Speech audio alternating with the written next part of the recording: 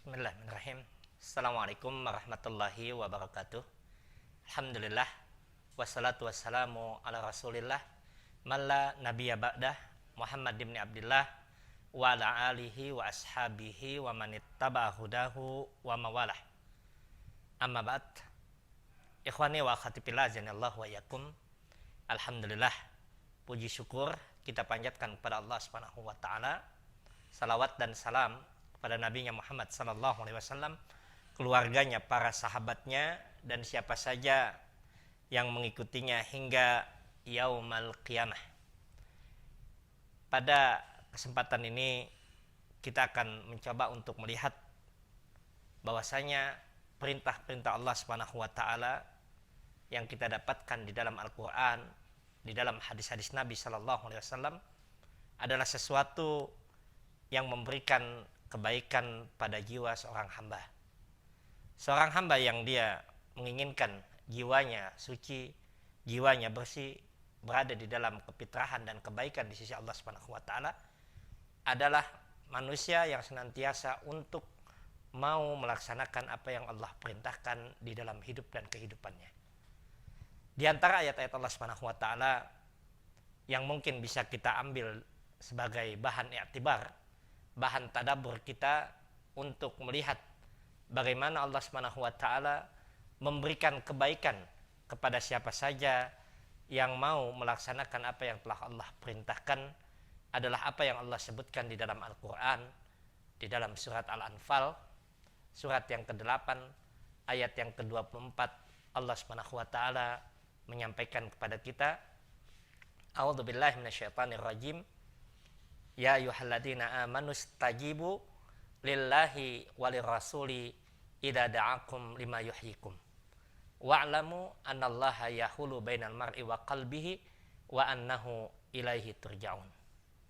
Wahai orang-orang yang beriman, penuhilah panggilan Allah dan Rasulnya apabila ia memanggil kamu kepada sesuatu yang menghidupkanmu. Dan ketahuilah bahwasanya Allah Subhanahu wa taala membatasi antara seorang hamba dengan hatinya, dan bahwasanya kepadanya lah kamu akan dikembalikan. Ayat ini menyampaikan kepada kita bahwasanya Allah Subhanahu wa taala memerintahkan seorang hamba yang beriman kepada Allah Subhanahu wa taala, seorang mukmin, muslim yang baik, yang terwujud dalam bentuk keimanannya kepada Allah Subhanahu wa taala, untuk mau menjawab panggilan Allah Subhanahu wa taala, mau menjawab panggilan Rasul yang Allah sebutkan di dalam ayatnya dan dijelaskan oleh Nabi sallallahu alaihi wasallam di dalam hadisnya. Bahkan dalam ayat ini Allah Subhanahu wa taala menyebutkan kepada kita bahwasanya seluruh bentuk panggilan Allah dan Rasul adalah sesuatu yang akan memberikan kehidupan kepada kita.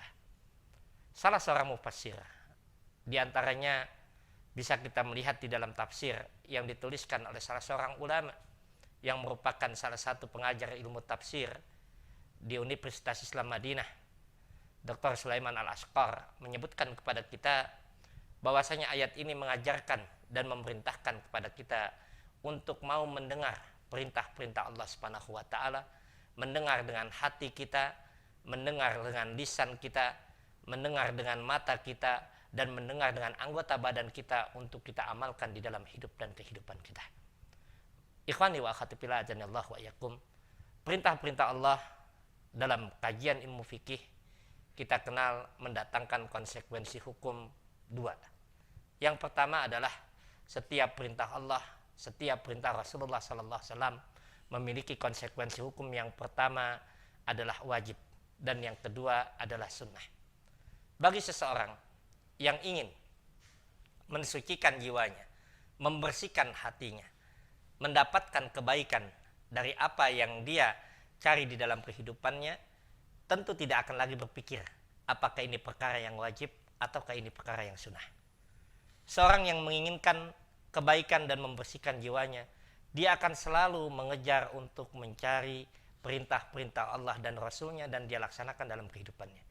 Tidak lagi dia berhitung ini hanya perkara sunnah, ini bukan satu kewajiban, tetapi dia akan berhitung bagaimana dia memperbanyak perbekalan untuk bisa mensucikan jiwanya di dalam hidup dan kehidupan yang ia jalani. Seorang mukmin yang baik, yang dia berupaya untuk mendapatkan kebaikan di dalam kehidupannya, maka dia akan mengejar perintah-perintah Allah dan Rasulnya sehingga menjadi sebuah kenikmatan. Bukan lagi menggugurkan kewajiban, tetapi dia merasakan bahwa apa yang dia laksanakan adalah kenikmatan bagi dirinya. Mudah-mudahan Allah Subhanahu wa taala memberikan taufik kepada kita sekalian untuk bisa merasakan kenikmatan di dalam melaksanakan apa yang Allah perintahkan di dalam kehidupan kita, sehingga apa yang Allah perintahkan, apa yang Rasulullah SAW tuntunkan pada kita bukan hanya sekedar menggugurkan kewajiban, tetapi menjadi sebuah kebutuhan bagi kita. Hadanallahu wa iyyakum ajmain.